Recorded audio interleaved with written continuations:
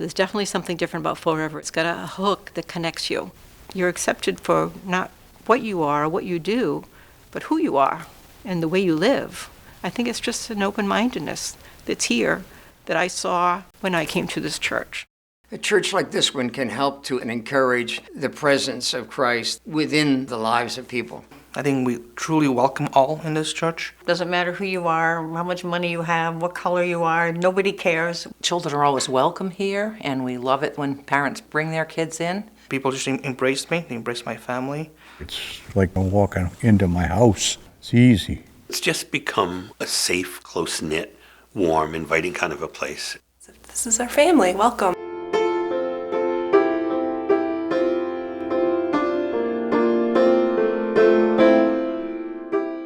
Congregational, Falling Water, a town of small farmers and ship's carpenters, builds its first mill, funded by the Durfee family. This simple building was the first step in an industrial revolution that would change the fortunes of Fall River forever. A few years after that, 5 friends, Colonel Joseph and Elizabeth Durfee, Benjamin Brayton and Wealthy Durfee, gather in Richard Durfee's parlor to found a congregation. They soon had their own meeting house and named Augustus B. Reed as their first minister. After less than 2 decades, the congregation was prosperous enough that they were able to build what would become known as the Old Stone Church. Parishioners were called to worship by a bell that had been forged in Boston by the son of Paul Revere. It has remained a significant piece of First Church's identity ever since. Their minister, Orrin Fowler, an author and historian, was so highly respected by the community that they chose him to mediate a border dispute between Massachusetts and Rhode Island. Reverend Fowler did such a good job that he was asked to represent Fall River in the state legislature. Shortly thereafter, he was elected to serve in the U.S. House of Representatives. He also continued to preach, providing pulpit supply for churches around Washington, D.C. His wife Amaryllis was also a scholar and a longtime supporter of First Church. Her $4,500 bequest was the first ever given by a woman. When the young Reverend William Adams was called to the First Church pulpit, the Battle of Gettysburg had just taken place. His pastorate would stretch almost 50 years into the 20th century as Fall River became a thriving industrial city. An avid collector and lover of the arts, Dr. Adams promoted local artists like Mary Macomber, and with his wife co-founded the Fall River Art Club. Many of the city's most prominent citizens were members of Dr. Adams' congregation. One was Mary Young, who funded construction of a high school named after her son, Bradford Matthew Challoner Durfee. When Mary died, her sister Sarah Brayton inherited half of her fortune. Sarah used it to set up an endowment that would allow First Church to enter the next 100 years on solid financial footing and to erect a new parish house across the street from the high school. Dr. Adams had actually taken Miss Brayton on tours of the new church, but died just before the building was dedicated. The Revere Bell was removed from the old stone church and rehung in the magnificent tower of the newly completed building.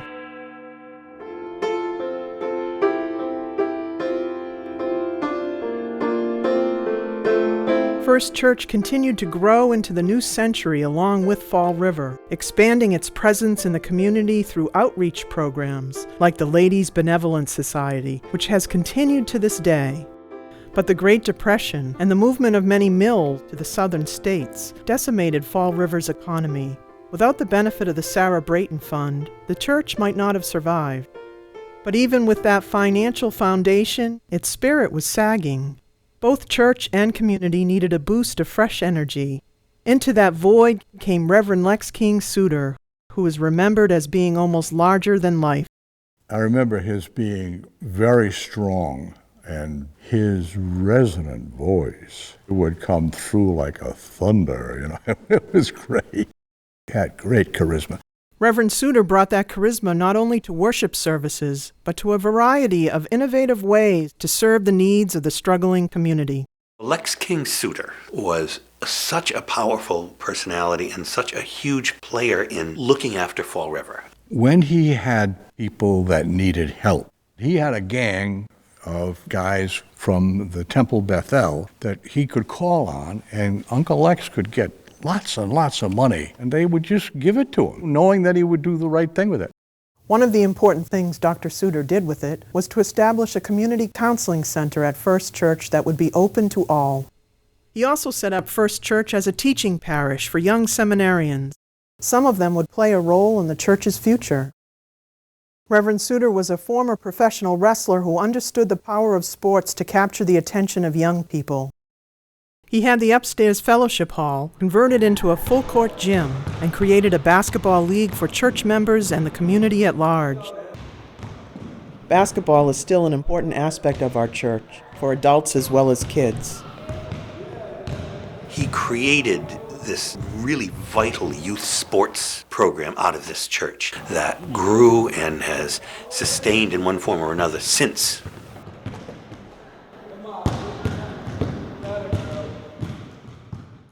The Lex King Suter era came to an abrupt halt when he died suddenly in 1957, leaving behind a grieving congregation. Church members decided to create a pastor's discretionary fund in his name that would carry on his tradition of providing direct funding wherever there was a need. The Lex King Suter Fund continues to support important programs, both inside and outside the church. The tragic loss of Reverend Suter was soothed somewhat by the fact that one of his pupils, the Reverend Charles C. Smith, was able to step in and hold First Church together for the next 8 years. It was also under Dr. Smith that First Church would begin to explore adopting the vital but financially challenged Bogle Street Church into its congregation. We had lost our minister, and Reverend Charlie Smith came down to our church. So we would preach at our church at 9 o'clock in the morning, and then he would come up here and do the 10 o'clock service. And then they decided to join the youth groups. And then Bogle Street actually joined this church. Bogle Street Church was definitely what I considered a working class church. This church was more the doctors, the lawyers. But yet when we came here, we were loved right away. My father, who was a carpenter and certainly didn't go to college, was the head usher here, and he was one of the most respected men in the church. The official adoption happened during the ministry of Reverend Robert Williams, who also worked to keep youth groups relevant for a new generation. We did so much with the kids. We went away on retreats where we really got into their lives with them. It was the 60s. Everybody was playing guitars and singing Simon and Garfunkel. The youth group actually went to Boston and saw Simon and Garfunkel, which was just fantastic. Dr. Williams' successor, Reverend Richard Wilcox, had an impact that would extend far beyond the city of Fall River as a driving force behind bringing clinical pastoral education to the Andover Newton Theological Seminary, where he was a frequent lecturer. This program, underwritten by the Lex King Suter Fund, would become a national model for expanding the training of seminarians. Dr. Robert Lawrence came to First Church with a sense of mission to reach out to the community in as many ways as possible. This included starting a highly successful gun buyback program, holding a Mother's March against violence, helping to start a pastoral counseling center at the Charlton Hospital, and opening the church to become a sanctuary for the entire city during the most trying of times. 9/11, I can remember being at work and hearing about the very scary things that were happening, and the community really needed a place that people could go, feel safe, and be able to get some comfort as we were still learning what was happening. Within a couple of hours, I got a phone call from here letting me know that we were going to open the doors to the community. Dr. Lawrence also brought the community into First Church for fun times. He started the Animal Appreciation Sunday with all the animals outside, and we had free pony rides and free elephant rides and free camel rides. We still do that to this day. Another of Dr. Lawrence's initiatives, using the First Church Sanctuary as a forum for notable speakers, picked up a thread that ran back to 1836, when the Old Stone Church provided a venue for an anti-slavery speech by the famous abolitionist William Lloyd Garrison. The Suter Speaker Series became immediately popular throughout the Fall River community. All these folks from all denominations gathered in this church to hear these extraordinary people. I was here for Reverend Shula. That was amazing to see. We had to get extra chairs because we didn't have enough seats for everybody to come in. Rosa Parks, Rosie Greer, Captain Robert Picciotto from the New York Fire Department. Alan Bean, who was the fourth man to walk on the moon, came to the community here, and we opened the doors to everybody to come and learn about the space program, and despite the horrific accident that had happened, why it was so important to continue with that program. The messages they brought were inspirational. Their lives were inspirational for all the various things they've done. But at the foundation of it all was the whole spirit and the presence of their Christian character. It was just so nice to see the public that would come to our church. I felt proud. I was very proud to be part of this church. After Dr. Lawrence resigned, interim minister Reverend Weldon Palmer led First Church for 4 years, attracting new members, gaining a fresh perspective on the recent past, and preparing the congregation to enter the search process that would eventually call Reverend Martin Hall. Reverend Hall took an active role in the First Church music program and also reached out to connect with young families and teenagers. Marty did a lot with that because he was a young man and he had young children. So there was a lot going on that was family-centered. What I learned a lot from him is that there's another side of you, which is a spiritual side, which is something that I can use every day in my life to become a better person and to become a better friend and to become a better family member. Many church members felt disappointment when Reverend Hall chose to return to his native Wisconsin, leading to a need for healing and reflection, which has been going on under interim minister Reverend Debbie Cipolletti. It's also been a time to build on new traditions like the annual Harvest Festival.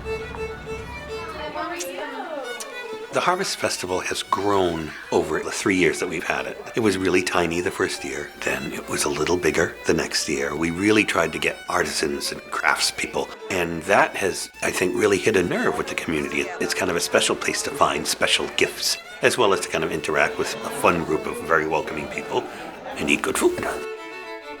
It's a great opportunity for First Church to open its doors to the greater Fall River area and to provide a place where everyone can come together and have a great time, especially the kids.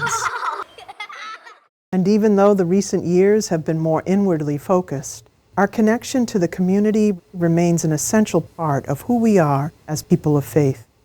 It's perhaps more natural for this church to find itself out in the community than it would be for a lot of denominations.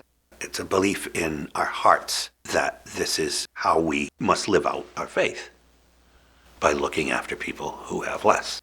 First Congregational Church is involved in just about every community thing you can possibly think of. We have stuck our noses in just about everything.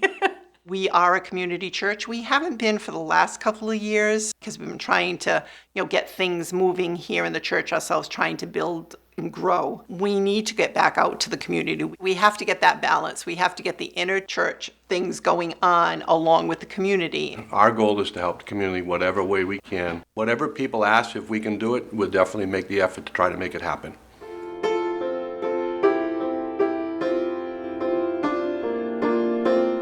We used to have a lot of lawyers and doctors, a lot of business owners. The church now is an inner city church. The wealthy people would come to church, shake the hand of the pastor on the way out, and say hello to everybody. But they didn't have the emotional connection to the church as much as these people do. It was always frowned upon to have the greeting during church. Some people did not like that idea. We finally started it, and at the beginning it was kind of hesitant, but that's become one of my favorite things of the service. Another new part of the church is the concerns. To connect with everybody every week and see them again and, share our joys and triumphs and our sadness. Everybody kind of knows what people are going through a little bit more than they did before. One of the wonderful things about it right now is it has some really vibrant younger couples. There's no Vatican or a pope or a bishop. Everything that you see, you can be involved in and have a say. The church really utilizes the strengths and the unique talents of each of its members. You're really bringing your own set of tools and creativity to it, knowing that there's a family around you that helps support you on that walk. I've always gone to church because I was supposed to go to church. I don't feel that way here. I want to come to church. I look forward to the sermons. I look forward to the stories behind the sermon. It's just amazing to watch the music intertwine with the sermon and everything that just goes together.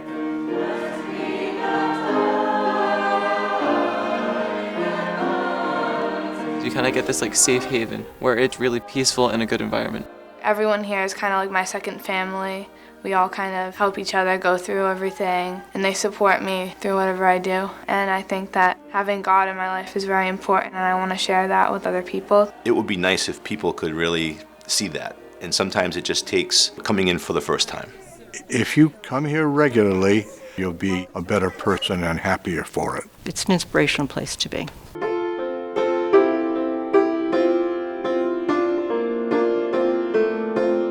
I find it amazing that 5 people got together and started a church 200 years ago.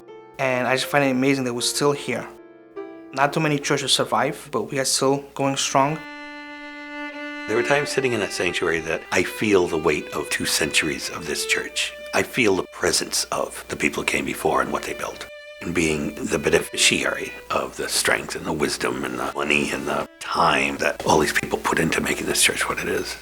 Here we are, having completed 200 years, looking forward to the next 200 years, hopefully, and beyond, for a church that will continue to do what parishioners have, what leaders have done for years, continue to be an influence on the lives of the people in this community and in this region. And I'm just hoping that that legacy continues and we're able to reflect back 100 years from now on the great things that we're doing as we're able to look back for the folks that actually built this church. I think we'll progress with the future. We will continue to stay very active with our own people and reaching out to other people.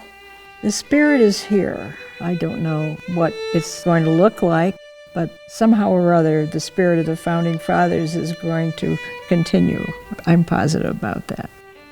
We've done a great job over the past few years inviting in young families. I look forward to seeing all the kids that we have grow up and see how they will continue the legacy of this church.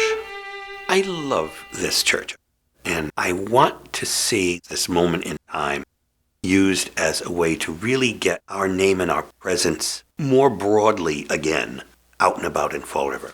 Using this 200th anniversary to say, hey, here we are vital, and we want you to be a part of what we do.